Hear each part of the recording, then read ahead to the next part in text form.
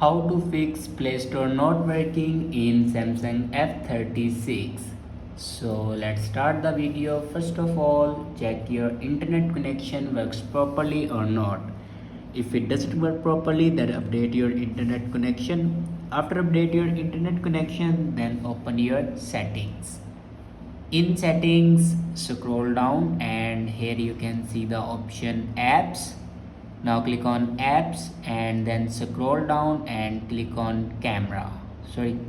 Scroll down and click on Google Play Store and then click on storage, and here you can clear the data and cache memory of Google Play Store. After clear data and cache memory, then go back to your home screen and restart your device. For restart your device, press and hold power button and then click on restart.